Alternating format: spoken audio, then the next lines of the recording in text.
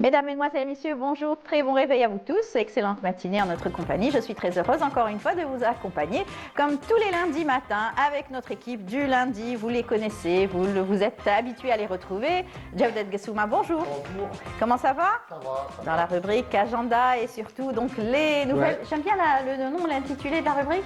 C'est Eclectica. Voilà, Ouais, Eclectica. Voilà. Voilà. Parce que ça couvre Plein d'activités culturelles. Tout à fait.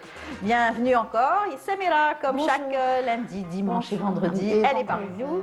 Elle nous fait voyager à chaque fois. Samira, bonjour. Bonjour. Comment vas-tu? Bonjour à tous. Très bien. Très bien, très bien. On va s'enquérir aujourd'hui d'une belle aussi. Une très belle destination, riche en patrimoine, en culture, en biodiversité.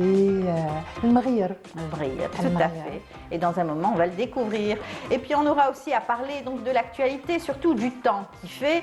Et bien sûr, quand on dit le temps, le mauvais temps et surtout les baisses de température, il faut toujours recourir à comment se chauffer, bien se chauffer de manière sécurisée. Eh bien, on va en parler aujourd'hui avec le responsable donc de la communication de la Direction générale donc de la protection civile.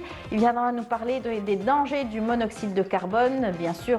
Tout ce qu'il faut savoir pour éviter les drames, parce qu'il y en a eu malheureusement, comme chaque année, l'hiver fait des victimes au monoxyde de carbone. Nous en parlerons avec lui. Nous aurons également Ali Fatahiyadi qui sera parmi nous, qui est auteur et surtout documentariste. Il vient nous parler donc de son tout dernier livre, La Ounissa, les deux Akli. En tout cas, c'est une histoire donc de la guerre de libération nationale, témoignage aussi vivant donc de ce personnage qui a raconté son histoire, Ali Fatahiyadi. Nous aurons également à parler aussi de la deuxième édition donc, du Salon de l'Algérie en France.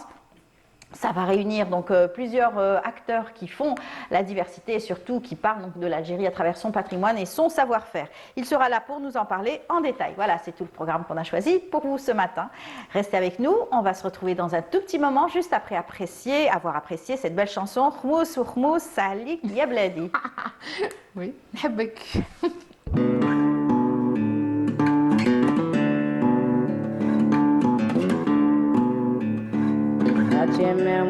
تميمون الشيخ انت قراري ام بسيدي عثمان عن غير حم الشهداء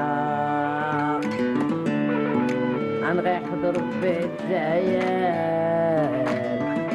انت غربي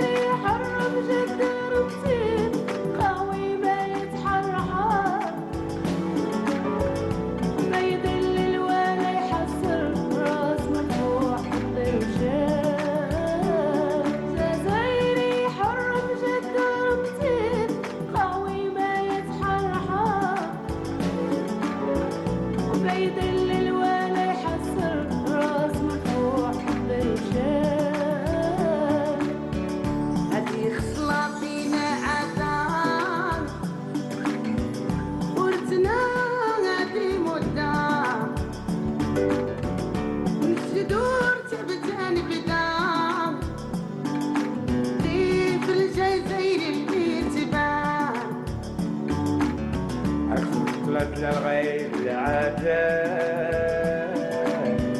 لين ورتيت المدة زورة لك دايما في الجزائر كتبان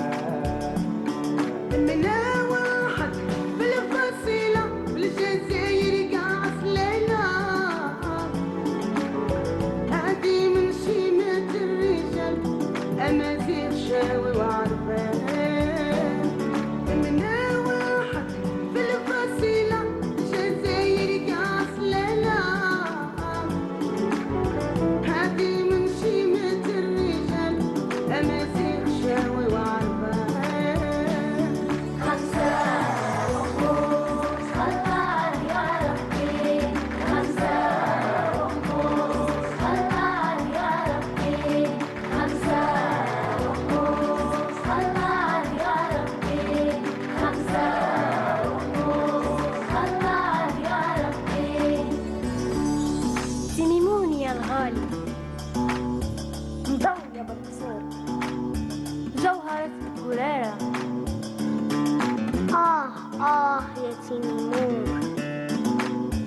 ليمون يا غالية 5 وخمس عليك يا بنت يوصفها حار الفنان بالشعر ولا بلا لحان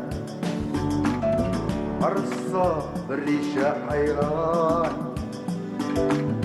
زينها طبيعي بحار العيان يوصفها حال الفنان بالشعر ولا بالألحان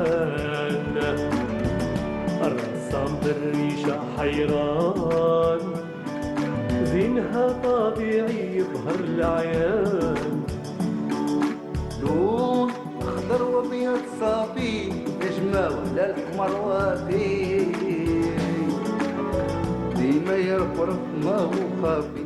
De retour sur le plateau, eh bien, vous avez apprécié cette belle chanson, n'est-ce pas, Samira? Oui, beaucoup, j'aime Moussa beaucoup. Hormuz, Avec les images aussi, les tenues traditionnelles. Oui, oui. Hatar. Et puis le calme aussi Oui. donc de la chanson. La Jawdet, mélodie. comment ça va? Une belle balade, ça va. En forme. Oui, On va parler bien donc sûr. de Eclectica avec l'agenda culturel, bien sûr, tout de suite. Voilà. C'est après ça. Après.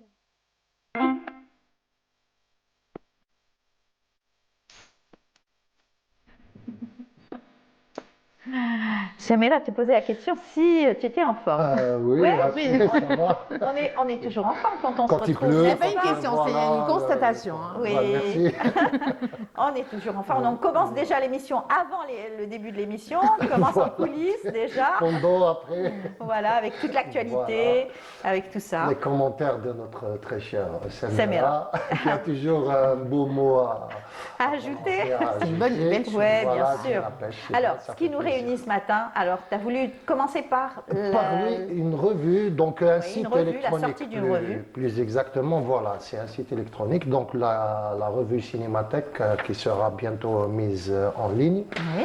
Et ça s'appelle la revue. C'est donc un site électronique créé par le CAC, le Centre algérien de la cinématographie, qui va présenter à chaque fois un numéro avec de la critique, des débats, le cinéma féminin, le cinéma et l'économie. Il y aura des articles de Ahmed Bdjaoui, de personnages qui sont des acteurs du cinéma, et C'est ça va tourner autour de ça. C'est à l'occasion Et- du 60e anniversaire. Oui, donc, ils ont fait coïncider ça avec le 60e anniversaire de la création de la Cinémathèque, qui a été célébré. On reviendra dans une ou deux étapes. Je reviendrai un tout petit peu en détail sur ça dans les minutes qui suivent. Voilà. Donc c'est accessible aux chercheurs, au public, ce site électronique, et donc, qui s'appelle la revue Cinémathèque. Hein, voilà. D'accord. Donc ça va parler de cinéma. C'est très très bien documenté. C'est un outil pour les chercheurs, pour les particuliers, c'est ouvert à tout le monde, mais avec une très bonne documentation, des articles de fond et bien sûr des images et tout ça.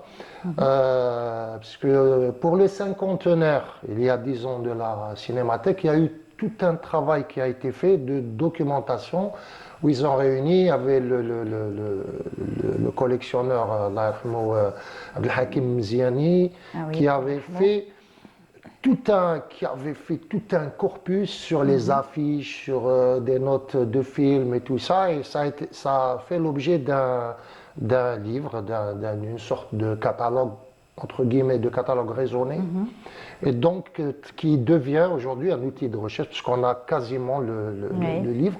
Et tout ça, ça a servi justement à enrichit, hein. alimenter, voilà, ça enrichit le corpus du cinéma algérien. Ouais. Hakim Ziani, mais aussi, c'est notre collègue de la oui, télévision, oui, un oui, animateur c'est- donc, qui avait aussi fait de belles émissions sur Canal Algérie et qui était passionné de musique arabo-andalouse aussi. Hein. Oui, c'est pas lui, pardon, c'est pas Ah, lui, c'est d'accord. un autre, son homonyme, je qui était me un disais, je connaissais collectionneur. pas- Oui, je oui, connaissais non, pas ce cet côté aspect, Oui, oui, Hakim. c'est un homonyme, mais ils se connaissaient d'ailleurs. D'accord. Oui, oui, donc Abdel Hakim Ziani, bien sûr, écrivain, J'ai tout journaliste faussé. et tout. Non, معليش, non, non, c'était un homonyme, donc vous ne D'accord. pouvez pas savoir. C'est Hakim Ziani qui était un passionné, féru du cinéma, qui était photographe Ok. et qui avait réuni c'était un passionné de cinéma, donc il avait réuni tout un corpus autour de ça et ça a servi à faire un très beau catalogue. Très bien. Il est à noter que beaucoup de gens sont passés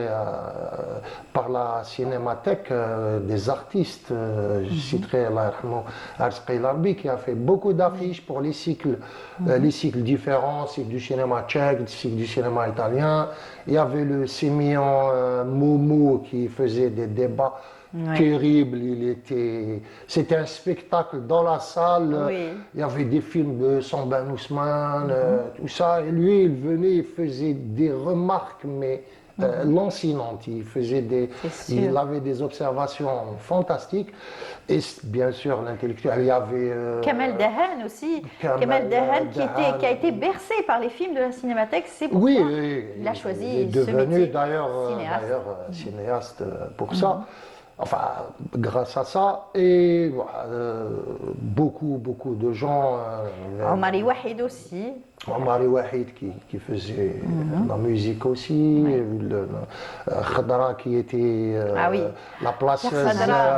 la placeuse ultime, c'est-à-dire qui est devenu après, qui a beaucoup travaillé ensuite au HCA, et si on ne voyait pas Khadra à la cinémathèque, on s'inquiétait quand même un peu. Exactement, c'est Il y a vrai. eu Aziz Boukrouni, un comédien qui était à la programmation, avec Aziz Dga d'ailleurs, les deux Aziz, qui parlaient de cinéma, théâtre pendant toute la journée. Puis Youssef Chahine, qui était un régulier de la cinémathèque.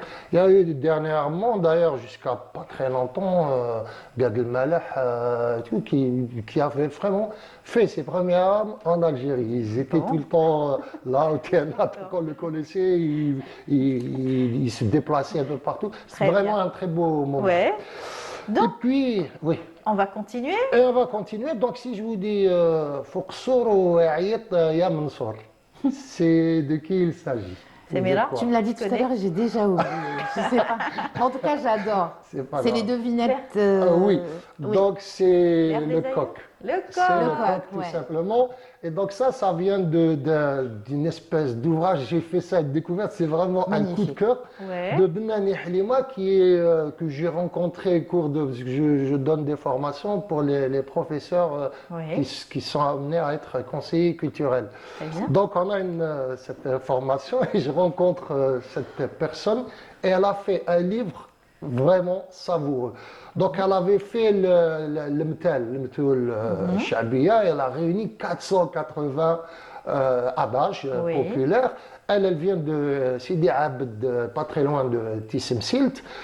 Et donc elle a fait littérature arabe et tout. Donc Halima Benani, qui s'intéresse au patrimoine populaire, a édité aux éditions Kohinoor, Min al-Ghazina Shabiya al-Jazairiya. Il y a 300 devinettes, dont une qui est vraiment savoureuse. Ça dit ça en substance. Tafla zina ou zina ajib. D'accord. Il s'agit de Ève, Hawa, Oumouna Hawa. Donc voilà, donc il y a vraiment 300 poèmes, adages, oui, parce que c'est très poétique, c'est en prose, formidable. Et donc c'est vraiment Min al-Ghazina Shabiya, c'est vraiment quelque chose à donner, à acheter et à offrir et à distribuer. Car très bien écrit, voilà. Car ça doit être dans la tradition, c'est dans la transmission orale. Avant, les gens n'étaient pas, c'est-à-dire ils disaient pas les choses de manière frontale. C'est vrai. Ils passaient par des proverbes, des devinettes, par des ellipses poétiques qui sont valables jusqu'à nos jours, qui restent vraiment savoureuses, parce que Halima Benani a fait un travail de collecte. Et aussi, elle a un travail donc, sur la langue et tout, et elle a gardé le substrat du dialectal, c'est-à-dire derja. Donc, ces textes sont derja ou derja ndifa, c'est-à-dire, donc, avec derja théâtre et tout, très très intéressant. Moi, j'ai flashé sur ce qui est accessible très à tous. accessible bien sûr à tout le monde. D'accord. Donc C'est voilà. le coup de cœur d'aujourd'hui, Oui, coup de cœur, oui. de la semaine. De la semaine et même pour la semaine prochaine. Pourquoi pas Ça on dure l'a dans le dit. temps, ça va, puisque ça vient de très longtemps, donc ça D'accord. va durer dans Ok. le temps. Et puis on fait un retour à la cinémathèque à travers un film emblématique et les journées donc, du cinéma algéro-italien qui ont coïncidé avec les 60 ans donc, de la cinémathèque qui ont donné lieu rue l'Arbi Mhidi à beaucoup de manifestations culturelles au sein de la cinémathèque, donc avec des rencontres très très pointues. D'abord, il y a eu un hommage à Youssef Chahine. Ouais. Pourquoi? Parce que ça coïncide aussi avec une manifestation qui se passe à Lima, l'Institut du monde arabe, où en fait le centenaire, on commémore le centenaire de Youssef Chahine. Et il aurait eu 100 ans cette année. Ouais. Et cette commémoration s'est faite aussi à la Cinémathèque à travers des interventions de Salim Agar, qui, rappelons-le, est réalisateur, documentariste et s'occupe beaucoup de cinéma. Il est en charge d'ailleurs de la société L'émir qui va produire le film L'émir al-Qadr. Et aussi, bien sûr, de Ahmed Bjaoui qui n'est plus à présenter. Il a été en présence de Ahmed Hussein, le premier directeur de la Cinémathèque post-indépendance, et qui ont accompagné donc tous les réalisateurs, tout ce qu'on avait dit tout à l'heure, tous les gens qui étaient venus. Après, bien sûr, il y a eu Boudjama Karesh, formidable animateur de cette structure, qu'on salue vraiment chaleureusement. Et il y a eu, à travers cette commémoration des 60 ans de la Cinémathèque, il y a eu donc les journées du cinéma algéro-italien, et avec 4 films présentés par Casbah Film. Alors, Casbah Film, c'est la société qui a produit la bataille d'Alger. Mais elle a produit aussi des numéros du genre. Donc, Yassif Chadi Rahmou, qui avait créé Casbah Film dans les années 60, je pense, a vraiment fait fort. Parce que j'ai assisté hier à un film complètement halluciné, 3 pistolets contre César. C'est vraiment hallucinant, un film kitschissime avec les besoins, c'était une sorte de film, un western italien avec des références japonaises. C'était la pop art, une musique pop, vraiment un bijou du genre. Donc ça reste vraiment dans la mémoire de notre cinéma. Il y a eu la version restaurée de la bataille d'Alger qui est magnifique avec on a de belles images d'ailleurs. D'ailleurs, les réalisateurs sont quasiment tous italiens. Il y a eu aussi les mains libres des réalisateurs aussi italiens. Il y a eu, et il y aura aujourd'hui, c'est le dernier jour de projection, il y aura L'étranger de Luchino Visconti, donc qui est vraiment à voir. Et c'est le dernier jour. Il y a eu aussi des workshops. On insiste pour un petit peu la bataille d'Alger parce que c'est vraiment un film oui, il y a une très belle pour toute expo l'Algérie. qui accompagne. Et pour bien sûr revoir les images, c'est toujours bon de revoir. Oui, le film est magnifique. En plus, c'est une version restaurée. Quand vous allez sur la Cinémathèque, il y a une très belle expo de tous ces produits qui ont accompagné. On le voit à l'image. Le drapeau, par exemple, qui a servi à jouer dans le film. Il y a des anecdotes. Il y a Cannes 2004, dans lequel Yassif Saadi on avait projeté le film et on avait rendu hommage à Yassif Saadi. Donc, il y a un mur complet, des images. Il n'a pas été diffusé en France tout de suite. 24 ans, il a été censuré pendant 24 ans en France. Et là, par exemple, c'est la dernière apparition du réalisateur, du producteur de Casbah Film, donc Yassif Saadi, avec tous ceux qui l'accompagnaient au Festival de Cannes 2004. Et il est resté, je pense qu'il a été diffusé il n'y a pas très longtemps, le film. Oui, Hein. C'est tardivement, hein. extraordinaire, parce que bien sûr, et là, il a été diffusé au Pentagone. Il y a des scènes avec Leonardo DiCaprio qui regarde, il y a Dernier des film, anecdotes oui. autour de ça. C'est extraordinaire. Et vous allez voir tout ça à la Cinémathèque. Ouais. Je pense que l'exposition va rester un peu, parce que c'est quand même. Et Celle-ci alors là, c'est au Vietnam ou au Pakistan, je ne me souviens pas. Il y a les murs en Tchéquie, en Allemagne, vous avez toutes les affiches du film et des images du film dans tous ces pays, parce qu'il n'y avait pas le commentaire en bas, mais donc c'est une très belle expo. Il y a eu des débats et des workshops aussi sur le son, l'image et l'editing vidéo, donc avec des spécialistes. Il y avait Mkassar, il y avait Free, et tout ça, et voilà. Donc rendez-vous est pris aujourd'hui avec Marcello Mastroianni dans les Kino Visconti, qui va être dans le dernier film présenté, D'accord. L'étranger, adapté du roman de Albert Camus. Oui. Albert L'étranger, Camus, L'étranger. Et à voir, moi j'aimerais bien qu'il diffuse aussi, peut-être la Cinémathèque, le dernier film de François Ozon, qui a une vision plus proche de ce que nous verrions, nous connaissons de l'étranger. Ce que D'accord. nous recevons de ce roman. Ouais. François Ozon a fait un excellent travail, c'est l'étranger aussi. Très bien. Et voilà, peut-être un jour on l'invitera, Pourquoi pas. étant entre guillemets progressiste, pour revenir à nos valeurs des années 70, le cinéma était très porté par ces valeurs-là. Donc voilà. C'est une Juste, vision, bien sûr, hein, une de toute vision, façon. un regard, bien sûr. Merci beaucoup. C'était une petite note d'humour sur. Tout à fait. Quand Avec tu as Sahar, parlé de Daouda. DiCaprio, c'est par rapport au film qui sort bientôt cette Il année. y a un film Non, où il y a un une livre. scène qui parle de la. Ah, il y a un C'est-à-dire, film on qui voit, sort bientôt en fait, On en voit 2026. DiCaprio en train de regarder la bataille d'Alger. Oui, il Voilà. s'inspire pour un film qui sort en 2026. Très bien. One Day Last, je crois. Merci Jawdet. Merci, Tout de suite, on merci va à vous. passer donc à Samira. Oui, Tout de suite, Mrayr. c'est donc la rubrique, bien sûr, patrimoine, écume et patrimoine. Tout de suite. Patrimoine. La musique.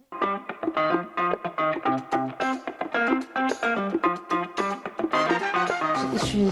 Alors, on va aller du côté de Mrayr, Oui. découvrir cette région. Oui, oui, oui. Alors, Mrayr, Chaise. très, très, très belle wilaya qui est, on est dans le sud-est, le sud algérien. C'est une wilaya, on va dire toute jeune, mais en fait, elle dépendait avant de la wilaya d'El Oued. Et depuis 2019, c'est devenu une wilaya. Elle a part acquis entière. ce statut de wilaya. Et donc, elle est située au nord. Elle est entourée, au nord par Beskra, Tougourt au sud. Alors, c'est une région, on va dire normalement, qui devrait être désertique. En réalité, c'est un petit paradis. C'est un petit paradis, c'est une cité Belle oasis. d'oasis, exactement, ou très connue, très populaire pour les dates, d'Ekletnour, bien sûr. Bien sûr. Tout ça parce que je voulais enchaîner avec la litima. Litima qui est une variété très rare de dattes. La loulou, je ne sais pas si vous la connaissez. Et puis Beit el-Hammam. Donc c'est une région. Le loulou, c'est Oui, pour ça le qu'on loulou. dit le loulou. Moi, je C'est dis quelque chose loulou. qui relève du diamant, de la pierre. Voilà, le Mais parce que quand tu regardes, on dirait un bijou. C'est Oui, vrai. voilà. C'est bon et Ah, boire. transparence, L'approche, comme la ça. lumière, C'est loulou, vrai. c'est- Le loulou. c'est quoi. Il y a un proverbe qui dit "Li yahb al-lilou yasbir lahu". Oui. Tu vois, déjà, Merci, tu- Jawdet. Ah, heureusement Merci. qu'il est là, Grande Jawdet. culture des proverbes. Regardez ces belles images. Donc, le Exactement. flamant Et rose. comme on a vu, c'est une région où il y a énormément de lacs. Oui. Et des zones Ramsar, bien sûr. Hein. Donc, plusieurs lacs avec une faune et une biodiversité énorme. Il y a des flamants rouges qui viennent. Flamants roses, pardon, qui viennent durant l'année. Donc, c'est des secteurs protégés. À partir de 2001, il y a plusieurs lacs. Hein. Il y en a 4 qui sont très connus. C'est les Chott Marwan. On va les voir défiler. Pas des lacs salés, non? Des lacs salés, absolument, qui n'étaient pas salés au Chaque- départ. oui, oui. Qui n'étaient pas salés au départ, mais avec les changements climatiques, sont devenus salés. On voit les images? Pas encore. Alors, c'est une wilaya qui est devenue, c'est donc une commune d'El-Oued qui est devenue une wilaya et qui a aujourd'hui 8 communes. Pourquoi j'en parle? Parce qu'elles sont toutes importantes de par la richesse du patrimoine. Dans chacune de ces communes, il y a énormément de patrimoine. Qu'est-ce qu'on peut faire à Al-Mriyar? On peut faire la route des Qsar. C'est-à-dire dans toutes ces communes, c'est des communes où il y a des Qsar. Donc qui dit Qsar dit d'abord, il y a l'architecture haïtienne, ouais. exactement. Ils ont utilisé du pisé, enfin ils ont utilisé tous les matériaux, la palme Oui. du palmier, exactement, pour construire. C'est resté, il y a des endroits où c'est plus ou moins bien conservé, il y a des endroits où c'est restauré par le ministère de la Culture, et puis il y a des endroits encore qui vont être restaurés, puisque le ministère, ça fait 2 ans, je crois qu'il a lancé une opération pour faire un inventaire de la wilaya. Et bien sûr, quand il y a un inventaire, il y a, donc c'est ciblé, et ils vont en réhabiliter. Qu'est-ce qu'on trouve? On trouve des qsar, notamment, dans tout ce que je vais citer, il y a des qsar, des mosquées. Il y en a une qui est très connue, c'est la mosquée verte. Donc le chef-lieu, c'est Mriyar, bien sûr. Il y a un qsar, une mosquée. Il y a Jama' Sidi Amran. Il y a Jama' Sidi Amran, il y a Sidi Khalil, il y a Tendla, il y a Tiour, Mrara et Stil. Je ne sais pas ce que ça veut dire, mais il y a Stil. Alors, peut-être rappeler que Mriyar est situé à moins 41 mètres sous le niveau de la mer. D'accord. Donc, ce qui en fait un lieu très spécial, un lieu, je veux dire, exceptionnel. Hein. Quand on a vu normalement passer les images des lacs, que dit des Yazid shots. d'ailleurs, hein, c'est Voilà. le lieu le plus bas. Hein. Le lieu le plus bas d'Algérie. Oui, Oui, d'Algérie. c'est le lieu le plus bas. Donc, c'est ce qui en fait la richesse, le panorama. En plus de ça, on a cette faune et images, cette regardez. flore. On a le désert, parce qu'on est dans une région désertique. Hein. Et on a cette eau assez spéciale. Ces lacs, ces shots qui en font donc des zones protégées. Hein, par C'est des zones Ramsar. protégées par on va Des dire, zones humides. des zones Convention humides Ramsar, par tout à fait. excellence. Voilà. Donc qu'est-ce qu'il y a? On peut manger du couscous au lait. Oui. Voilà, c'est la arôme, le Manger pain des de sable. escargots. Vous avez oui, dit. des Ouais. escargots. Non, je n'ai pas dit qu'on. Les vestiges. C'était les Non, vestiges, effectivement. On a expliqué que c'est une région. Tout à l'heure, avant l'émission, on a parlé. Je t'ai demandé si tu connaissais Ramadiet. D'accord. Ramadiet, qui en fait sont. Il y a des gisements, en fait, pas que à Mriyar, mais à Mriyar spécialement. D'accord. Il y en a à Stef, il y en a un peu partout. Il y a à Tébessa, il y en a sur plusieurs régions d'Algérie. Ramadiet, ça veut dire escargotière. D'accord. Il y en a, des gisements ont été trouvés. Peut-être rappeler que dans la région, les fouilles ont commencé Peut-être dès les les gens années d'avant 30. mangeaient des escargots en grande Tu as- quantité. C'est un indice Je me rattrape, d'implantation. j'essaie de me C'est-à-dire rattraper. que c'est un indice d'implantation. pour C'est un les indice archéologues, d'implantation, clair. voilà. Et d'implantation de longue durée, c'est-à-dire quand ils ont retrouvé ces gisements, ce sont des fossiles bien sûr, pour les archéologues, il y a eu des fouilles, hein, je rappelle, les années 1930, 1950, et après post-indépendance, les archéologues travaillent tout le temps, il y a des De toute façon, fouilles. comme c'est des zones Tout humides, n'a c'est pas été- normal. Hein, Ben oui. qu'il y ait des escargots. On en a retrouvé tout au long justement des shots et notamment du shot Marouane. Ça sous-entend, comme Jawed l'a dit, que les gens, les populations, quand elles sont restées une longue période, elles ont établi des campements. Elles ont mangé ces escargots. Pourquoi? Parce que c'est une source de nourriture stable. Ils peuvent en avoir il y en a beaucoup Tout à fait. et longtemps. Et qu'est-ce qu'on a retrouvé dans ces gisements, dans les Ramadiettes? On a retrouvé des restes d'œufs d'autruche.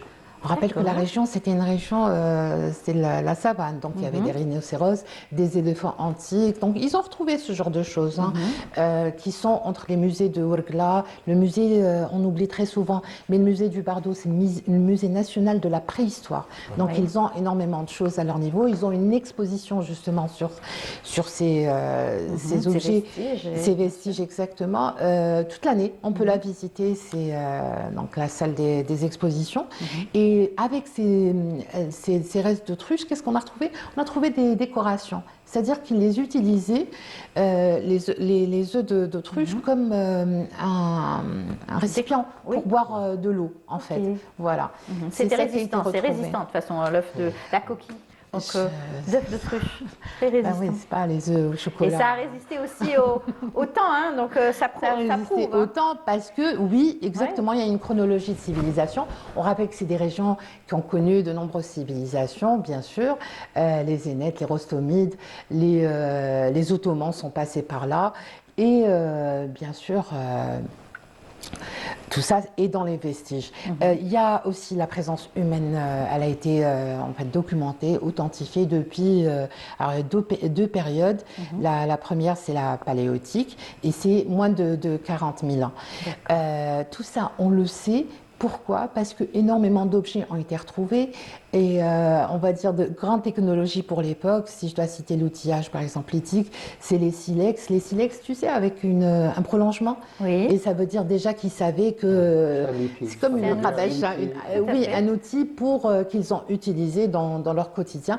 On sait parce qu'il y a beaucoup de choses qui ont été retrouvées, silex, outillage, tout ça sont dans les musées ici en Très Algérie et bien sûr dans les musées en France, puisque les premières fouilles ont été faites par donc, soit de l'armée coloniale ou encore les archéologues français ou les gens qui ont exploré Très à bien. leur bon gré. Parfait. Voilà, ça y est, C'est fini. c'est fini.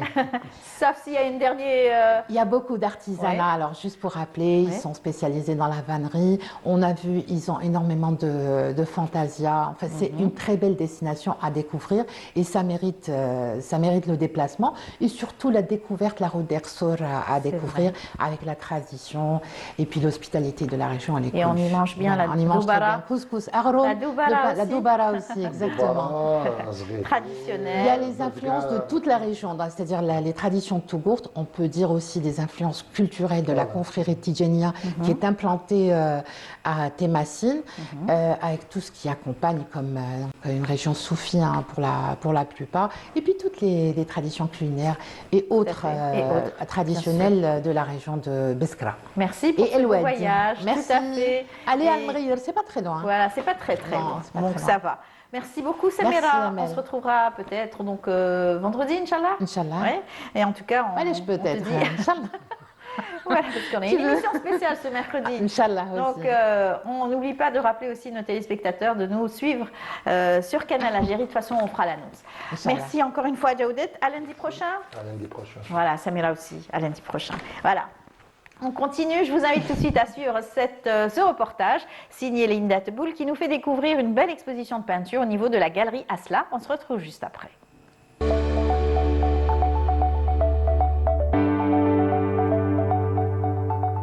Ce week-end, la galerie d'art Asla a abrité l'exposition Révélation, Retour à la lumière.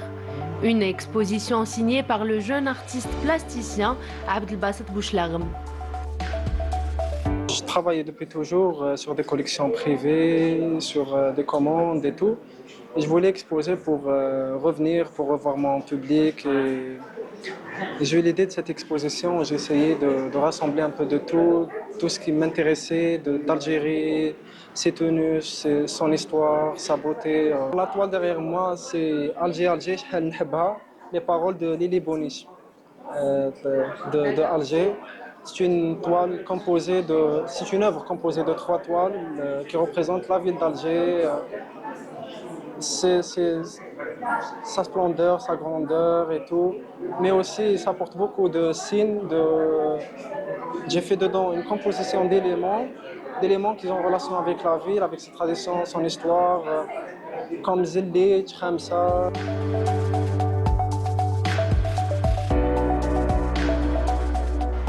Peintre depuis son enfance, Abdelbasset s'inspire profondément de la culture et des traditions algériennes.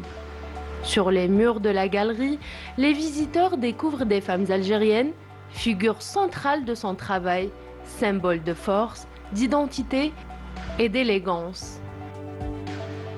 J'ai fait des toiles qui représentent les femmes algériennes avec des tenues traditionnelles, avec chaque région a a sa propre tenue, ses propres traditions. C'est une exposition extraordinaire parce que c'est une exposition de jeunes. D'ailleurs, dès que j'ai vu ces tableaux, je sais que c'est un jeune qui a exposé.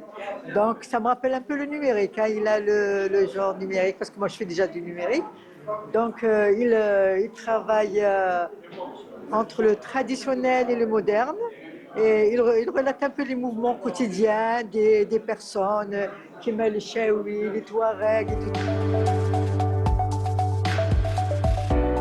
Couleurs chaudes, costumes traditionnels et regards expressifs traduisent un attachement profond aux racines culturelles du pays. C'est très varié, c'est plein de couleurs. L'artiste Bassat nous fait voyager dans toute l'Algérie. On voit bien la culture touareg, on voit bien la culture kabyle, la culture d'Alger. C'est magnifique.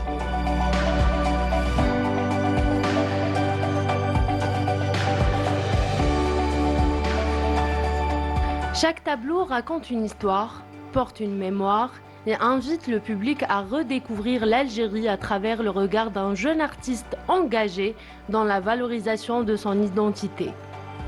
Une exposition qui révèle non seulement un talent promoteur, mais aussi une vision artistique profondément ancrée dans l'âme algérienne.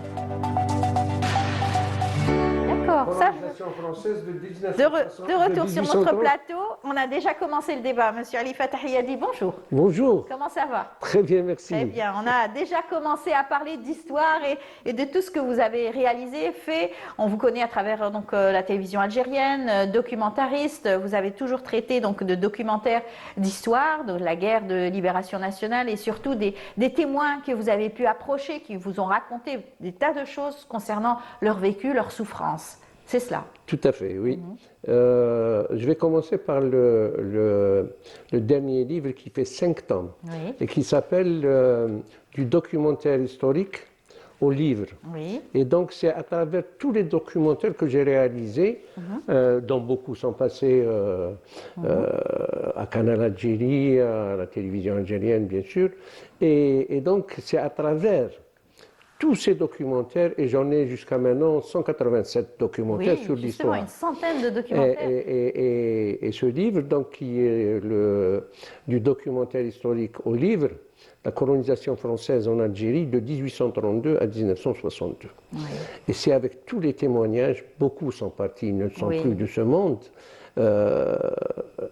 et avec eux, c'est une façon non seulement de documenter cette histoire, mais aussi de rendre hommage à tous ces gens-là, que ce soit les acteurs que j'ai connus, que j'ai filmés, etc. Malheureusement. Les descendants aussi. Oui, tout à fait. Ces victimes. Oui, des victimes et tout, et notamment, en grande partie sur les crimes coloniaux commis par la France coloniale en Algérie de 1830 à 1962. Ça, c'est mon dernier livre qui va bientôt paraître, et 5 tomes. Oui. Je reviens à celui du milieu, un autre aussi, le Malgache, qui est aussi un scénario. Il faut dire que tout ce que je fais, il est en livre, ce que j'écris en livre et en scénario. Donc prêt à être fait en scénario. Et Papillon bleu, c'est le seul ouvrage qui ne parle pas donc de guerre. Tout à fait. Et c'est donc Manel, une mère qui avait tout. Une belle maison, un mari aimant, mais quand elle se bat pour sa fille qui est autiste Asperger. Et contre le déni de son propre mari, de sa famille et des gens. Mais donc, à un certain moment, elle se prend en charge elle-même pour prendre en charge sa propre fille. Tout à fait. Et elle finit par écrire un livre où elle raconte tout. Et le médecin qui la conseille d'écrire, il dit non, mais ça ne va pas, non, mais je ne suis pas écrivaine. Il dit oui, mais ça va servir aux thérapie, autres. Voilà. Un exemple. Et voilà. Et donc, elle a dit si ça peut servir les autres, je le fais. Et elle l'a fait. Voilà. Alors, et ça, ce qui nous réunit aujourd'hui, c'est ce livre, La Ounissa, les deux Eklis. Alors, encore une fois, ça aussi, c'est une histoire poignante, mais qui retrace les souvenirs d'un jeune garçon qui parle de son oncle décédé, qui a été assassiné durant la colonisation française. Et donc là, vous rassemblez toutes ces informations avec deux regards. Le regard, bien sûr, de celui qui va vous raconter cette histoire. C'est une histoire vraie, vous l'avez rencontré. Oui, alors. Fortuitement. Exactement. Et donc, de cette rencontre fortuite, au souk, le restaurant, on m'avait dit avec des copains, viens, on va manger un couscous traditionnel. Arrêtez. Le couscous, c'est chacun de nous dit le meilleur couscous, c'est celui de maman. Oui, c'est généralement. Vrai. Mais on a été, en effet, c'était un. Et puis, tout au long de la discussion, le patron, qui est donc Akli Nassef, est venu se présenter. Il dit, je m'appelle Akli Nassef et je viens de Bouzguen. Je dis, quoi? Comme par hasard. Comme par hasard. Je lui dis, mais moi, je vais aller à Bouzguen parce que chez vous... Vous étiez en train de faire un travail, justement, de collecte d'informations et de témoignages dans la région. Tout à fait. Et donc, c'est à partir de ce moment-là qu'est née l'idée de ce livre. Parce que quand il m'a raconté, je lui ai posé la question. Je lui ai dit, est-ce que vous avez entendu parler de la section des grottes? Est-ce que vous avez des grottes? Moi, je le savais. Il me dit, mais bien sûr que je connais. Mon propre oncle a été sorti d'une casma avec d'autres moudjahidines et ils ont été gazés et ensuite assassinés dans la mosquée du village. Ça m'a tapé tout de suite et je suis revenu et je lui ai dit, ça vaut un livre ça. C'est ça. Et je lui ai dit, je vais à Bouzguen. Parce que voilà ce que je fais. J'enquête sur les crimes coloniaux. Il vous a dit, je vais vous accompagner. Et il est venu avec moi. Je suis resté 4 jours. Et c'est à partir de là, et à partir de ce livre, qu'il a fait son deuil. Parce que son oncle, il ne l'a jamais connu. Exactement. Il l'a connu à travers les récits de sa grand-mère. Tout à fait. Il était très proche de sa grand-mère et sa grand-mère a rapporté toute son affection vers le petit, donc son petit-fils. Son petit-fils, et elle l'a appelé Ekli comme son oncle. Exactement. Voilà pourquoi le titre, La Ounissa, les deux Ekli. Mais comme le martyr, Akli Nassef, le martyr, comme vous le voyez sur la couverture du livre, ils n'ont aucune photo de lui. C'est ça. Parce que tout a été brûlé, leur maison brûlée. Mais donc, c'est une petite histoire dans l'histoire de la Kabylie et l'histoire de l'Algérie. Bien sûr. Voilà ce que c'est que ce livre. C'est des témoignages vivants encore. Il y a des gens qui souffrent encore, qui n'ont pas réussi à faire leur deuil, comme vous le disiez tout à l'heure, et qui, à travers donc ces rencontres, arrivent à poser des mots sur leur souffrance, sur leur vécu, le vécu de leur famille également. Alors ce petit jeune qui toute sa vie a eu l'affection de sa grand-mère, qui a été construit par cette force, donc peut-être que c'était une tristesse pour la grand-mère, mais finalement ça a renforcé donc tout le caractère de ce jeune homme, Nassef lui-même, qui porte le même prénom que son oncle. Hein. Le même prénom que son oncle, et il ne l'a jamais connu. Parce que lui, Akli Nassef, le neveu, donc, est né bien après l'indépendance, en 1966, alors que son oncle a été fusillé dans la mosquée du village en 1959. Oui.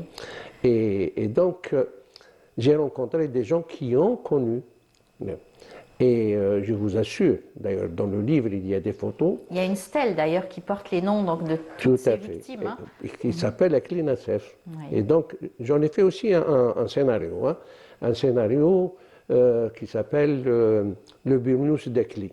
Oui. Le Burnous d'Ekli, parce que le Burnous a une signification et une symbolique très, très, très forte. Et donc, à partir de là, comme je vous l'ai dit tout à l'heure, moi, tous mes écrits qui deviennent soit livres ou des scénarios qui deviennent livres ou des livres qui deviennent documentaires et fiction. Oui, et fiction aussi. d'ailleurs pour le second, le malgache. Le malgache, c'est l'histoire de Abdelkader Yaissi, le fournisseur d'armes de l'ALN. Il achetait des armes donc, en Allemagne, il était en Allemagne, et qu'ils envoyaient en Algérie. Et il était poursuivi par le SDEC, par les services secrets français, à travers ce qu'on appelle la main rouge, mais en fait, ça n'est que le SDEC, qui luttait contre toutes les personnalités algériennes à l'étranger qui combattent donc la France coloniale. Et ils lui ont envoyé un colis piégé. Et comme on le voit sur la photo du livre, il y a deux photos. Il y a une photo quand il était jeune et la deuxième photo, quand je l'ai interviewé, il avait 90 ans. 90 Vous avez ans. réussi à avoir ce témoignage. Oui, donc, oui, tout à fait. Et les mains, parce qu'il a sauté sur 15 jours de coma à l'hôpital en Allemagne. Il n'avait pas de main. Oui, et il n'a plus de main. Et c'est un monsieur qui, comme me disait un témoin que j'ai filmé, il me dit Abdelkader Yaissi est venu à la Révolution avec son argent. C'est-à-dire qu'il n'a. Et je termine d'ailleurs le scénario avec. Parce qu'il me dit je m'en vais tranquille. Je m'en vais, je n'ai pas touché à un sou de la Révolution. Oui, au contraire, bien au contraire, il a travaillé avec son propre argent. Absolument, absolument. Et même pendant la grève de 8 jours, c'est lui qui a mené la grève de 8 jours avec ses deux frères qui ont disparu d'ailleurs en 1957. Et avec aussi son propre argent, il ramassait de l'argent chez les commerçants de Sétif pour donner à la Révolution. D'accord. Alors, on va beaucoup parler donc de tout ce que vous avez fait. Là, on est passé d'un livre à un autre, mais c'est vrai que celui qui nous réunit ce matin, c'est celui-ci. Encore une fois, on parle donc de Akli et de son vécu. Il raconte son enfance, tout petit, et sa grand-mère qui le chouchoutait. C'était le plus gâté donc, de la famille et qui essayait donc de vivre à travers les souvenirs de sa grand-mère. C'est dur quand même. Et la première fois qu'il a découvert que son oncle était martyr, c'est justement le jour de l'inauguration de cette stèle, n'est-ce pas? Tout à fait. Alors la stèle existe. À la maison, voir sa grand-mère. La stèle existe. La stèle existe et il y a sur la stèle, il y a Akli Nasser. Et lui s'appelle Akli Nasser. C'est ça, il ne comprend pas. Il ne comprend pas. Le jour de l'inauguration, les enfants étaient un petit peu en retrait. Il y avait des témoignages.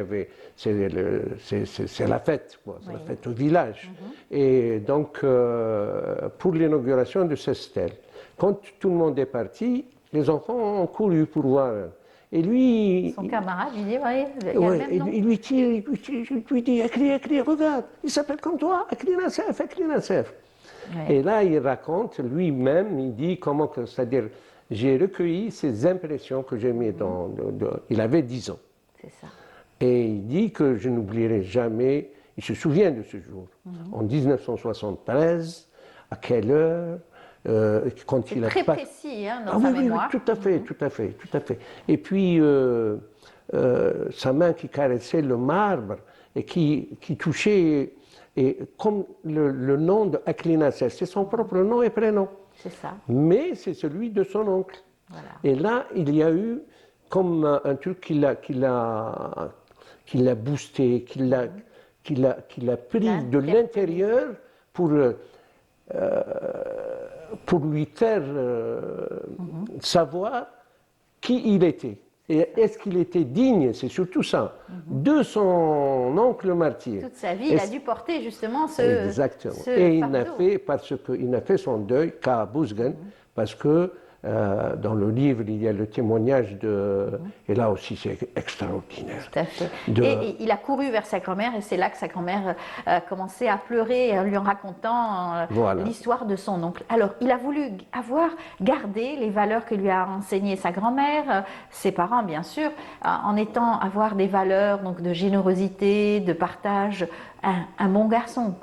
C'est ça. Oui, mais ce qu'il fait pour son village, pour sa communauté en France, à Marseille, Le souk, ce n'est pas simplement un restaurant, c'est un lieu de rencontre. Et d'aide à toutes les personnes. Ah oui, oui, tout à fait. Et jusqu'à maintenant, il est d'une générosité extraordinaire. Et je le salue s'il est à l'écoute de ce... Ah oui. Il faut aussi remercier Boukhalfa, Amazit Boukhalfa, qui m'a fait la préface de ce livre. C'est vrai. Et il n'est pas loin de cette région, il la connaît très bien. Il est d'Ifira et c'est à côté de Bouzguen. Et lui connaît bien C'est ça. Et bon. À travers ces histoires donc, que vous racontez, c'est des témoignages vraiment vivants. Et encore une fois, c'est toute l'Algérie qui a subi, toute l'Algérie qui a aussi souffert. Donc encore une fois, c'est une rencontre qui vous a permis d'écrire un livre et d'écrire un témoignage. Tout à fait. Et vous l'avez, comme vous l'avez si bien dit, c'est la petite histoire des Zekri Nassef qui aurait pu être l'histoire de chaque famille. Oui. Et je suis sûr que beaucoup de gens ont souffert, bien sûr, de la colonisation. Les crimes coloniaux. Hein.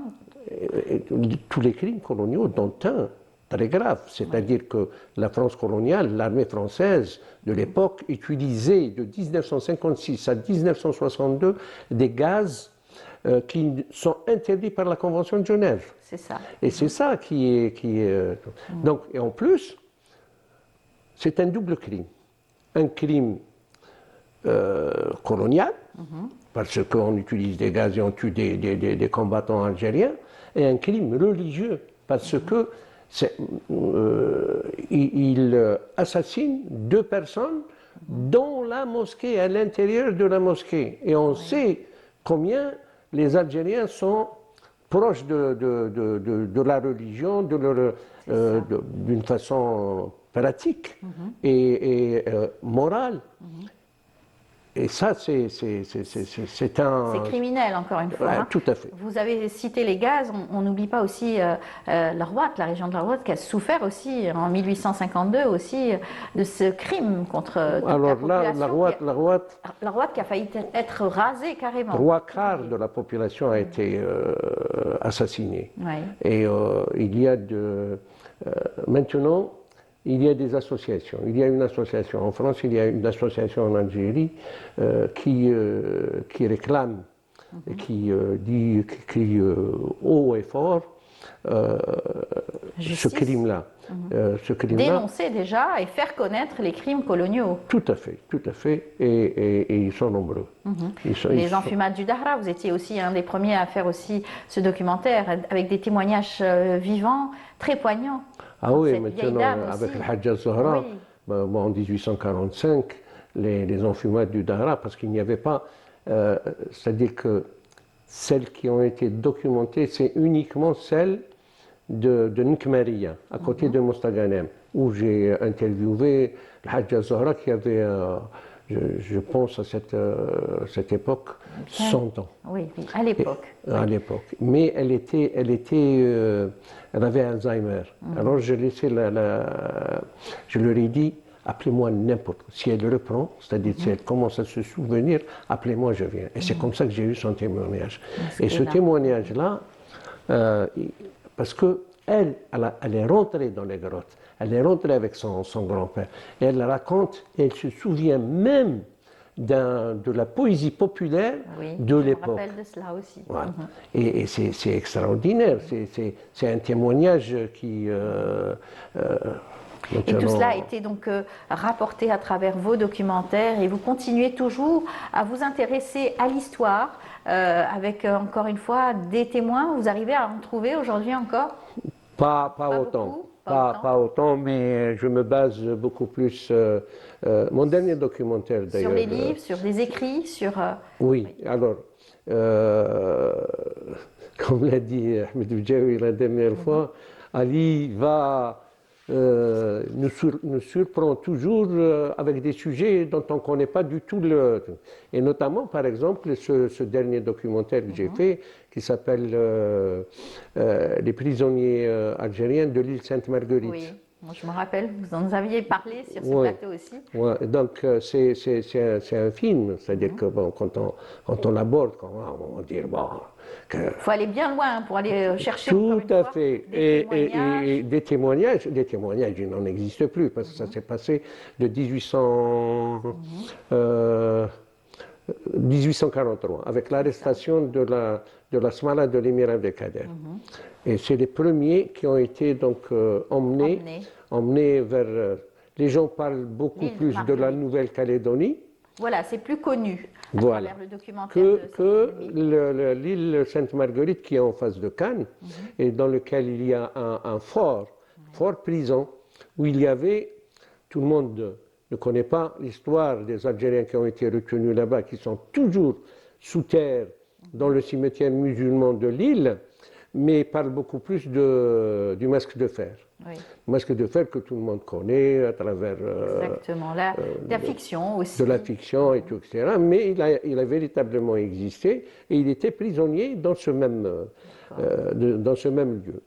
Maintenant, ce fort prison ne s'appelle plus. Bon, on a voulu effacer les traces, bien sûr, des prisonniers algériens, et il s'appelle maintenant le musée du masque de fer. Voilà. Mais encore une fois, grâce à vos recherches, vous avez réussi à tracer aussi les Algériens de là où ils étaient, là où ils sont passés, pour raconter leurs souffrances et raconter aussi au monde entier la souffrance du peuple algérien à travers ces différents crimes. Que ce soit donc la torture, que ce soit aussi la déportation, les gaz, tout cela, ce sont donc oui, tout à fait. Et puis, des armes de guerre. Hein. Oui, bon, mais j'ai consacré aussi, bon, vous parliez de torture. Le documentaire que j'ai fait sur la torture,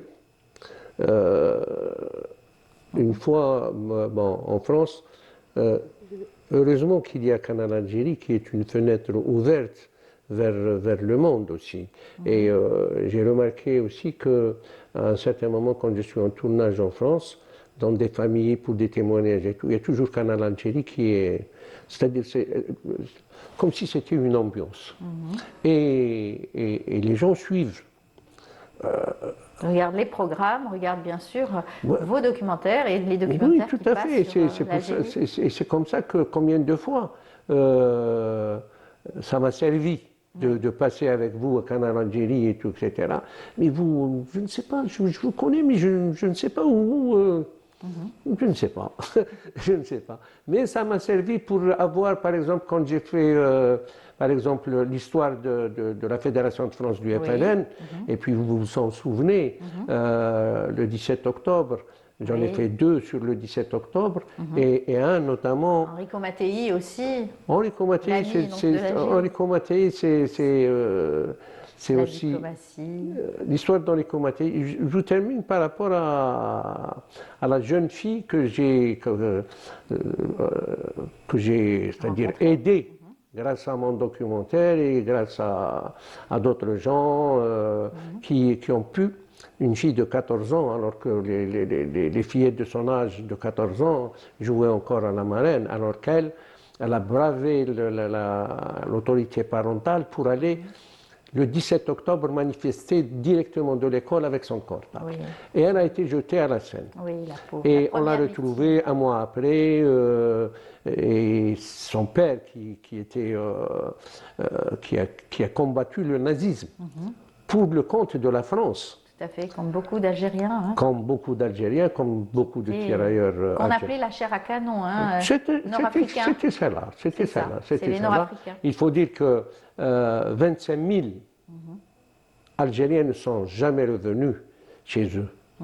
Et quand on voit à perte de vue le cimetière de Verdun, avec le croissant, là on se rend compte que véritablement ce qu'a subi, parce que c'était pas des volontaires, c'était de la chair à canon, comme vous le dites, et on les prenait de force. Exactement. Et c'est ça qui est désolant, pas simplement désolant, c'est horrible même. Voilà, tout à fait. Alors, on va terminer peut-être avec vos projets. Est-ce que vous avez d'autres projets en ce moment? Oui, en principe, bon, l'écriture, le scénario et tout, etc., tout le temps. un projet que je vais peut-être faire avec la télévision, c'est le malgache. Le malgache, donc le livre, à partir du livre, donc cette histoire-là, il y a encore pas beaucoup, mais quelques témoins. Et donc, ce scénario, je l'ai écrit d'une façon très nouvelle. C'est-à-dire que, comme j'ai l'interview de Abdelkader Yaissi, donc ce malgache, je fais amener un comédien qui va jouer son rôle petit, mais c'est lui-même le narrateur. Et il y a une symbiose entre ce que disait, racontait Abdelkader Yaissi de son vivant et tout ce qu'on n'a pas pu avoir. Donc cette histoire-là, en Allemagne, etc., c'est un comédien qui va. Voilà, et le comédien. Voilà, un reportage, vous avez le témoignage, mais vous complétez avec la narration. La narration et la fiction, surtout. Voilà, pour ne pas tout laisser. Donc, laisser le téléspectateur et surtout la personne qui va voir le documentaire voyager à travers cette histoire. Absolument, c'est cela. absolument. En tout cas, bon courage pour tout ce que vous faites. Merci beaucoup, Emel. Et puis, bravo, parce qu'on connaît le documentarisme, mais on ne connaissait pas l'auteur. Et vous êtes aussi scénariste, donc évidemment, vous écrivez des ouvrages et des livres. Donc, celui-ci nous a réunis ce matin. La Ounissa, les deux Akli, et en tout cas c'est une belle histoire, témoignage aussi vivant, ça fera plaisir à Akli, à Nassef, n'est-ce pas, qui nous regarde normalement. Je le salue, et puis je salue aussi mes petites filles et mon petit-fils, et notamment Sophia Tradi, donc ma petite fille, qui a fait l'illustration d'un de vos livres. L'illustration de Papillon bleu. Voilà. C'est un ouvrage consacré à cette maman qui se bat pour son enfant autiste Asperger. Tout à fait. Et puis j'espère qu'on en aura d'autres, des ouvrages qu'on pourra donc décortiquer sur notre plateau. Monsieur Ali Fatah Yadi, merci beaucoup. Je vous en prie, merci à vous. Comme à chaque fois, on a toujours plaisir à vous recevoir. Bon courage pour tout ce que vous faites. Et puis bravo surtout. Merci. Merci. Voilà, on continue notre émission. Je vous invite tout de suite à suivre ce reportage signé Samia Bouarour qui fait la rencontre d'un couple formidable, le couple Fatima Msid et Sid Ali Mezouane. Et on se retrouve juste après. C'est une exposition. On va voir une exposition. On se retrouve juste après. C'est une exposition à la Casbah d'Alger.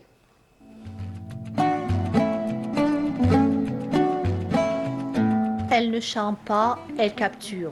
Janet n'est pas une escale au bout du désert, elle en est le sortilège. Une présence qui s'impose sans bruit. Une force douce et ancienne qui désarme les certitudes dès les premiers pas. Elle, c'est Amel Dekar, photographe, reporter d'art, qui a immortalisé à travers ses photos en noir et blanc l'As Beiba, cette fête ancestrale profondément enracinée dans la culture touareg célébrée chaque année à Janet.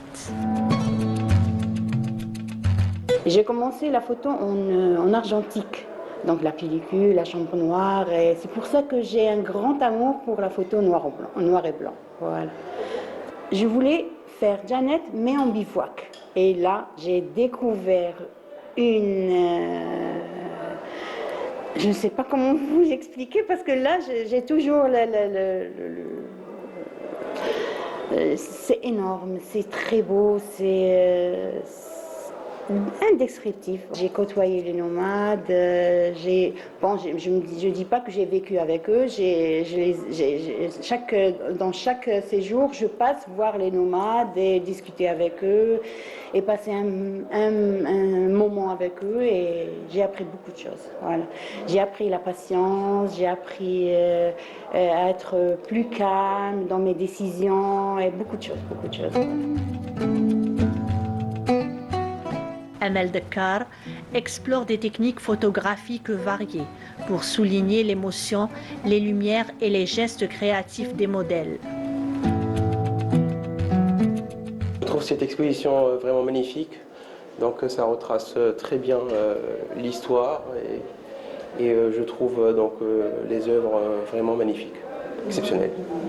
Comme toujours, voilà, je trouve que toutes les belles expositions qui sont exposées ici à la librairie ou dans les musées de la Casbah, donc c'est enrichissant aussi pour le tourisme et pour nos cultures différentes dans chaque endroit. Là, aujourd'hui, c'est bien avec les Touaregs, c'est vraiment très important. En même temps, là, ils fêtent une très belle fête qui est la Ashura et qui donne de très bonnes informations sur cette Ashura. En même temps, comment ils vont la fêter chez les Touaregs. J'ai vu le travail d'Amel lors d'un vernissage, d'une exposition, et ça m'a interpellée, surtout le couple que vous avez en grande photo comme ça. Et je trouvais qu'il y avait, c'est vrai que c'est âme et mémoire, on parle aussi de notre patrimoine, de tout ce qui nous reste, mais la librairie se veut aussi un dépassement. Pour moi c'est une icône. C'est surtout la femme, bon l'homme aussi, mais la femme, et j'ai vu beaucoup de signes à l'intérieur. Cette photo, elle a un dévoilement. Donc c'était comme une icône actentielle, elle pouvait donner encore à notre époque, parce qu'il y a une grande civilisation à l'intérieur. Dans plusieurs photos, on peut l'apercevoir, c'est une perception justement sur cette image, qui fait qu'il y a une résonance sur le monde d'aujourd'hui. Parce qu'elle est vraiment comme une icône de mode, elle donne dans la couleur, dans les accessoires, dans la manière dont elle tient le mouvement de sa main, les bijoux, tout est mis en œuvre pour qu'on comprenne ce patrimoine, qu'on ne le laisse pas stagner. Les chants féminins, lancinants et puissants, dictent le rythme. Les costumes, les bijoux d'argent, les voiles indigo font de la Sbeiba un spectacle visuel et spirituel unique. L'exposition Sbeiba à mes mémoires se tiendra jusqu'à la fin de ce mois à la librairie Alamet. De retour sur notre plateau tout de suite, donc vous avez pu suivre cette belle exposition de photographies donc dédiée à Janet. C'est une très belle photographie donc signée donc de l'exposante et surtout la photographe. C'est au niveau de la librairie Alamet, donc Nawel Benjilali qui a fait donc ce reportage. Je vous laisse donc en tout cas tout de suite apprécier cette chanson de Manal Gherbi qui chante Oui Nansib. On se trouve juste après.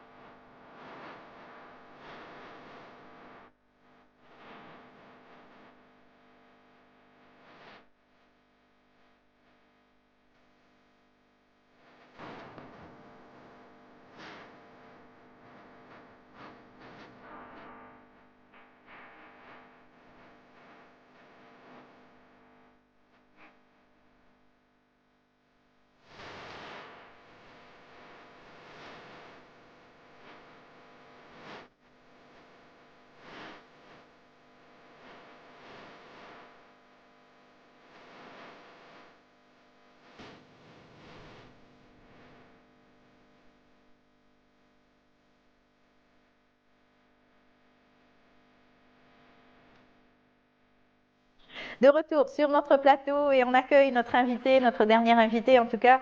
Il va nous parler donc de la deuxième édition du salon donc de l'Algérie en France. Eh bien, il s'agit de Nordine Ghasmi. Bonjour. Bonjour, merci de m'inviter et je remercie la chaîne Canal Algérie de m'inviter. C'est gentil, marhaba bik, on est content de vous recevoir. Alors vous êtes aussi le président du collectif des associations franco-algériennes donc de France. Oui. Et vous êtes aussi, vous réunissez une trentaine d'associations dans toute la France. Sur Lyon. Alors sur Lyon et dans toute la France, on en a aussi à Paris qui nous ont rejoints, Marseille. Oui, Marseille, voilà. Paris. En fait, le collectif, l'idée du collectif, c'est justement de réunir les gens sans contrainte. Voilà, d'informer quand il y a un événement, quand quelque chose qui se passe, voilà. Voilà. Et dans la vie, vous êtes instituteur?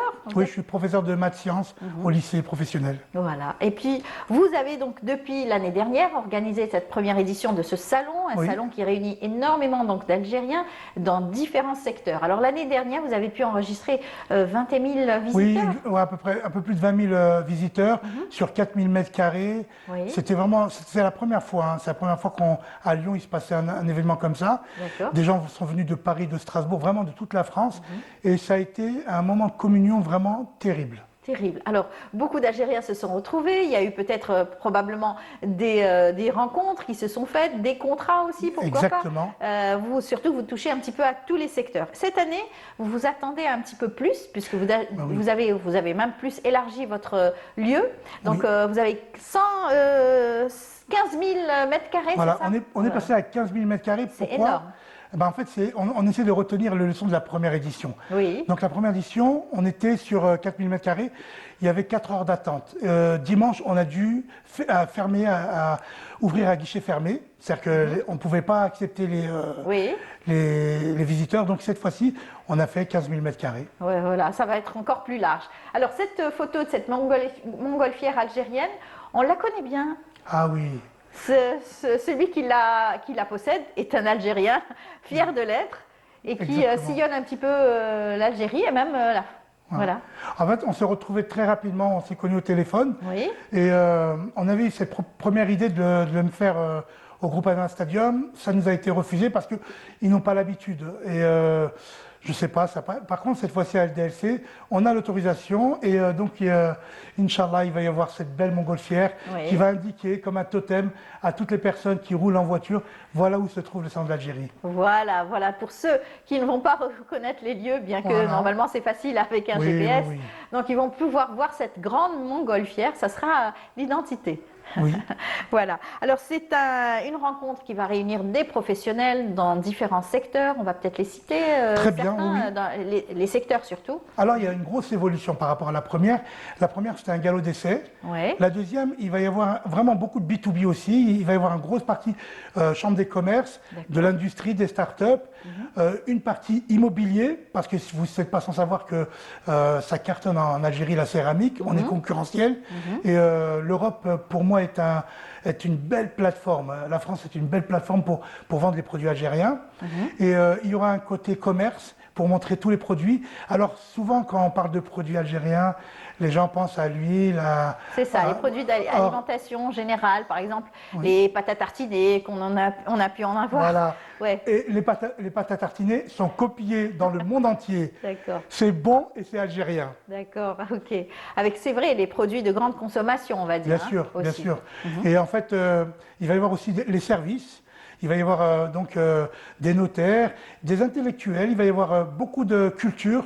Il y a pas mal d'artisanat algérien. Ça, c'était l'année dernière, hein, cette image qu'on est en train de voir. Il y avait 4 heures d'attente. Oui, pour l'entrée. Voilà, c'était très très dur. Monde.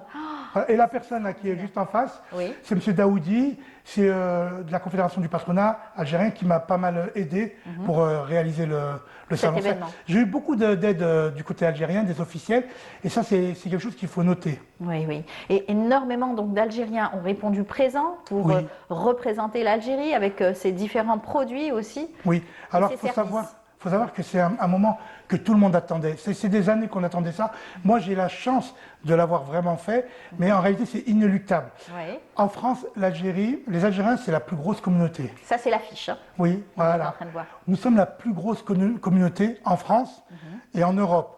Donc, c'est une grosse communauté qui travaille, qui avance et en fait, qui a un attachement concret, réel Avec son pays, Oui. et que cet attachement, on essaie de le transformer aujourd'hui en quelque chose de concret. C'est pour ça qu'il y a une plateforme, un outil pour faire des coopérations, du business, pour faire avancer aussi le pays. C'est ce que M. Tebboune avait dit, le président de la République.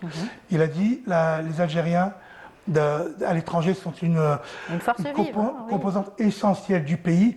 Et ce message-là, je vous le dis madame, hein, ce message-là, pour moi, il m'a fait vraiment plaisir. Il a fait plaisir à beaucoup de personnes. Et c'est, je pense, qui a déclenché beaucoup de partenariats avec l'Algérie aujourd'hui. C'est ça. Beaucoup d'Algériens, donc de France, même d'ailleurs, ont tout laissé et sont venus ici monter des projets et travailler ici en Algérie. Bah, moi, je suis en train de préparer. Changement de vie totalement. Ah oui. Hein. Bah, moi, j'essaie de monter une école professionnelle d'ici. Ça fait 4 ans que je travaille dessus et j'espère le faire d'ici 1 an. Commencer avec 60 élèves. Ouais. Une école de commerce. Une école de commerce, Très bien. Très bien. Eh bien, on va continuer à parler un petit peu donc, de cette réussite. L'année dernière, parlez-nous un petit peu donc, de la rencontre. Ça a duré combien de temps? Je sais que cette fois-ci, ça va durer 3 jours, le 6, 7 et 8 avril. Voilà, c'est ça. C'était aussi sur 3 jours, mais le problème de l'année dernière, c'est qu'honnêtement, 4000 m², c'était trop petit. Oui. Et alors, on a eu pas mal de plaintes par rapport à ça. Il y a eu 4 heures d'attente. Mais il faut retenir toujours le positif, c'est quoi? C'est qu'on a fait ce salon. C'est-à-dire qu'on peut critiquer, on peut dire ce qu'on veut, mais aujourd'hui, c'est acté. Le Groupama Stadium a accueilli le drapeau algérien pendant 3 jours, en grand écran de partout. Donc pour moi, c'est une fierté indélébile. Pour moi, elle est marquée. Alors bien sûr, donc les professionnels étaient là, des investisseurs aussi, des gens qui veulent avoir une visibilité vers leur pays d'origine aussi. Mais c'est clair, c'est clair. Le potentiel, même purement business, le potentiel pour l'Algérie, il est énorme en France. C'est la plus grosse communauté. Mettez n'importe quel produit, du cosmétique, il suffit qu'il s'est construit en Algérie, c'est fait en Algérie, on l'achète. Donc, je ne vais pas vous dire les boissons parce qu'on n'a pas le droit de donner les noms, mais regardez, les boissons, c'est mieux que des boissons américaines. D'ailleurs, au salon, il n'y avait pas une seule boisson qui n'était pas algérienne. C'est pour vous dire que, et personne ne s'est plaint, personne n'a dit, c'était vraiment... Et d'ailleurs, je les invite à revenir cette année. Voilà, revenir nombreux. Alors, bien sûr, les services aussi sont nombreux. Oui. Les banques aussi sont là. Alors, j'ai eu un contact avec les responsables de la BEA. Donc, vous n'êtes pas sans savoir qu'il y a 2 banques et c'est vraiment formidable. Il y a 2 banques qui se sont installées en France. Et je vous le garantis maintenant, normalement, ils vont venir. On en a discuté. Je vais voir le directeur général, mais ils vont cartonner. Je ne sais pas comment ils vont faire parce qu'il va y avoir du monde. Il va vraiment y avoir du monde. Vous avez parlé tout à l'heure donc du BTP. Encore une fois, c'est un secteur qui est très porteur et aussi qui séduit énormément donc d'investisseurs. Peut-être d'autres secteurs. L'agriculture, peut-être. Ah, l'agriculture. Mais oui, là justement, j'ai des contacts par rapport à ça. Justement, j'invite toutes les personnes qui ont un rapport à l'agriculture de nous contacter parce que nous, on veut mettre en valeur aussi l'agroalimentaire, l'agriculture. C'est pour moi aujourd'hui, on parlait souvent de pétrole, d'Algérie, de gaz, mais aujourd'hui, il faut être aveugle pour ne pas voir que l'Algérie se développe et monte énormément en gamme. Et ce salon, il est là, c'est une plateforme pour accompagner cela. C'est cela, une technologie alimentaire aussi qui accompagne avec différents produits qui sont aussi des produits qu'on pourrait vendre à l'étranger et faire aussi la fierté de notre pays. Bien sûr, bien sûr. Nous, on est basé en France, mais en fait, c'est conquérir l'Europe. Aujourd'hui, l'Algérie, là, je suis vraiment très sérieux. C'est-à-dire que avant, souvent, j'entends dire, oui, on travaille avec l'Afrique et tout, et tant mieux. Il faut travailler avec l'Afrique. On va travailler avec l'Asie. Mais en Europe, on est payé en euros. Et honnêtement, l'Algérie n'a rien à envier à personne. Au niveau de la qualité, c'est surtout de la qualité, parce que souvent on dit oui, mais c'est moins cher. Non. C'est moins cher à qualité égale. Donc à partir de là, yallah. Toutes les entreprises, je vous invite à venir. Un secteur qui séduit de plus en plus aujourd'hui, on le voit à travers les réseaux sociaux, les blogueurs, les influenceurs viennent faire des vidéos ici en Algérie. C'est un pays porteur, c'est un pays qui se vend très bien à l'étranger. Le tourisme, c'est un secteur formidable pour vous, j'imagine. Pour vous dire, l'année dernière, j'ai eu qu'une seule personne qui est venue, une agence de voyage. Il est venu avec juste une mallette. Parce qu'il y croyait, je ne sais pas s'il y croyait ou pas, mais il est venu. Là, il revient, il a pris un grand stand qu'il va aménager. Et son chiffre d'affaires s'est multiplié par 5. Donc, pour vous dire que au niveau des agences de voyage... La destination Algérie séduit, j'imagine. Bah oui. Alors, on n'a pas le droit de dire les noms, mais j'ai aujourd'hui un gros contrat avec une chaîne d'hôtels algérienne qui nous accompagne. Et pourquoi elle fait ça? Parce que cet été, déjà à partir du mois d'avril, mais déjà ils sont pleins à l'Algérie, il faut savoir, hein, les gens viennent de plus en plus. C'est de plus en plus, on les voit hein, sur les routes, les matricules étrangers, bien sûr. Alors vous êtes déjà originaire de Sougaras. Oui, Sougaras. C'est une belle région aussi qui attire aussi le touriste. J'imagine que toutes les régions d'Algérie sont belles à voir et à découvrir. Leur région natale sont belles aussi à découvrir. Tout à fait. Moi, ça fait pratiquement 3-4 ans que on a acheté un minibus 9 places en famille pour faire découvrir l'Algérie. Donc j'arrive à Sougaras et on fait à peu près 6000 km en 2 mois et on se promène en Algérie avec les enfants. Et je n'ai pas encore visité l'Ouest et je ne suis pas parti encore dans le désert. Pour vous dire que l'Algérie est un grand pays et tous les jours... On n'a pas le temps de tout voir. Là, j'étais avec le rédacteur en chef, il m'apprenait des choses sur Sougaras, mais c'est incroyable. C'est vraiment... L'Algérie, en fait, ne s'est jamais vraiment vendue. Ils n'ont même pas besoin. C'est-à-dire qu'en fait, il suffit juste d'être un peu curieux. C'est ça, exactement. Donc c'est un secteur aussi porteur pour peut-être ce salon. J'imagine qu'il y aura donc de beaux rendez-vous à prendre durant ces 3 jours durant lesquels bien sûr des professionnels seront présents et surtout les visiteurs. Il y a de l'artisanat aussi parce que quand on parle de tourisme, on parle énormément d'artisanat, de savoir-faire typiquement algérien avec cette identité algérienne. Justement. Alors d'abord il y avait juste au niveau artisanat l'année dernière, c'était des bijouteries kabyles qui sont venues. Mais là aujourd'hui j'ai énormément de demandes.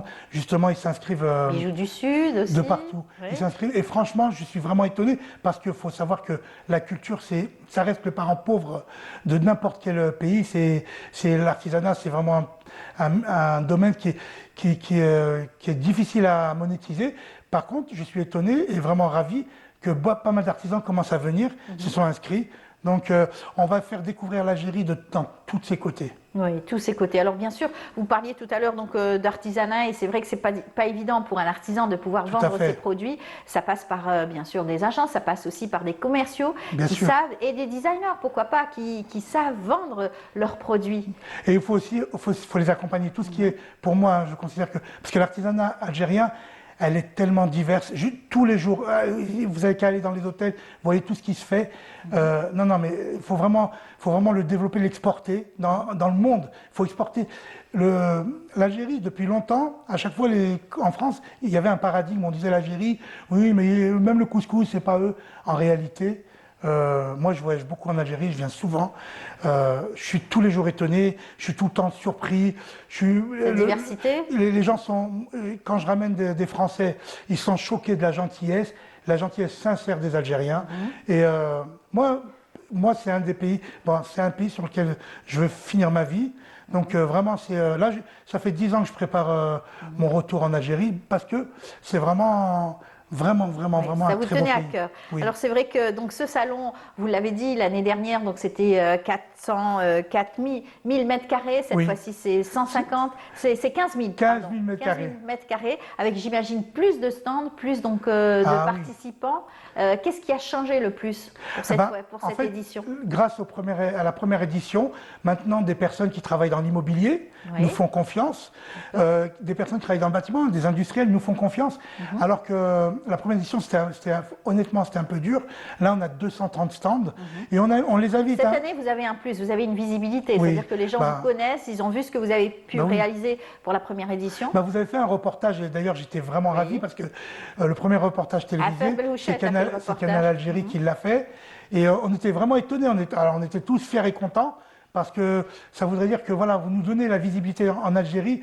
Et c'est ça. En fait, le but de ce salon, c'est un pont entre les Algériens de France. C'est pour ça que, pour ceux qui disent non, mais non, la France, non. En France, il y a des Algériens. C'est la plus grosse communauté au monde. Le salon de l'Algérie, c'est le rassemblement d'Algériens le plus important au monde. C'est vraiment sans arrogance. C'est réellement ça. Au niveau pragmatique, c'est un endroit où les talents se réunissent, les gros talents algériens se réunissent, il y a des échanges intellectuels, il y a du business qui se fait, il y a énormément de choses qui se font. Voilà, Donc, des étudiants aussi, tous très présents aussi, bien sûr avec vous, puisqu'il y a des associations qui Bah les oui. encadrent et qui travaillent avec eux. Parlons aussi de l'intelligence artificielle. Est-ce que ça sera présent aussi lors Bah de ce salon? justement, Vous parlez- là, j'ai justement une stagiaire là qu'on vient d'accueillir et on est en train de regrouper. Alors, c'est un message au ministère des startups. Ben, on vous ouvre la porte. On ouvre la porte à toutes les industries, les entreprises innovantes algériennes pour montrer le savoir-faire et le soft power algérien. D'accord. Un pont aller-retour donc?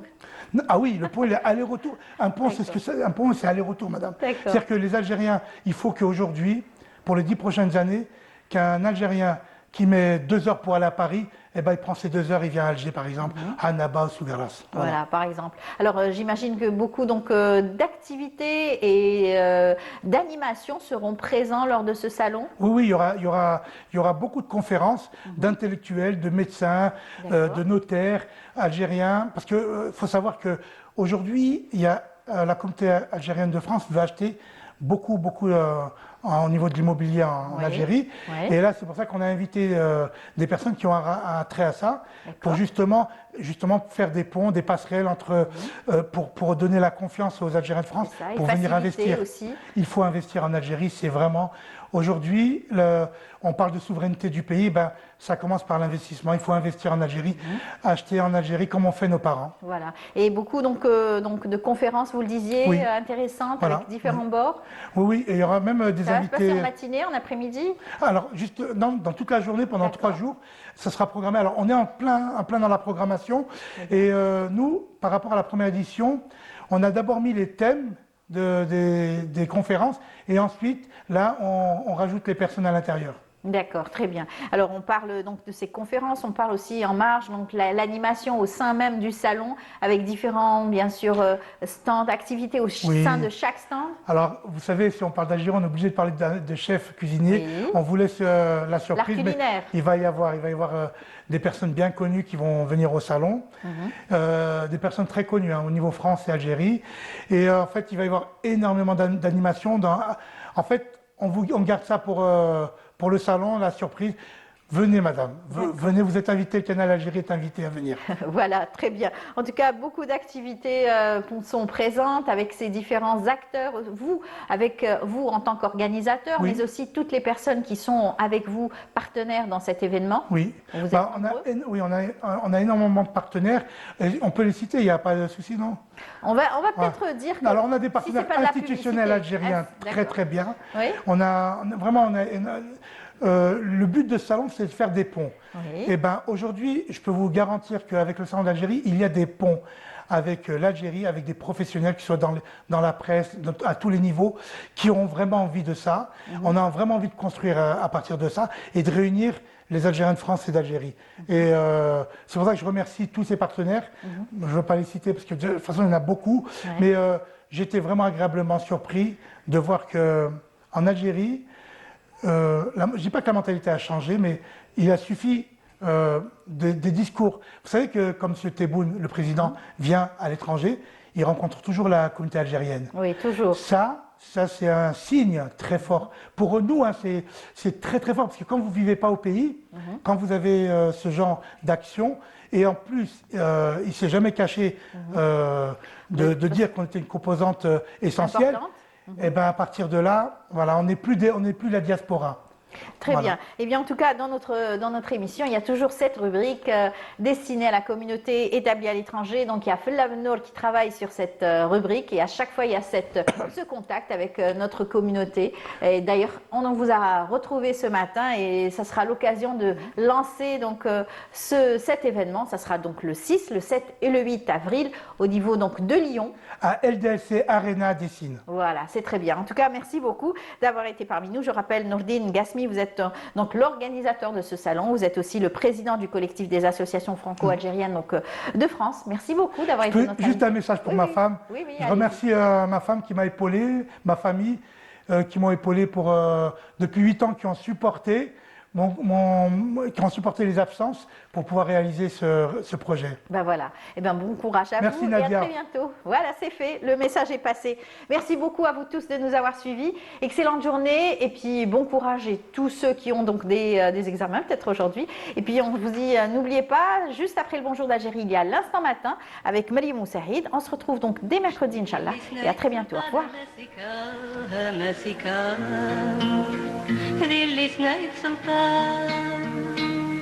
شمذي اللي سنايد سلطانة ماسكاها ذي اللي سنايد سلطان همي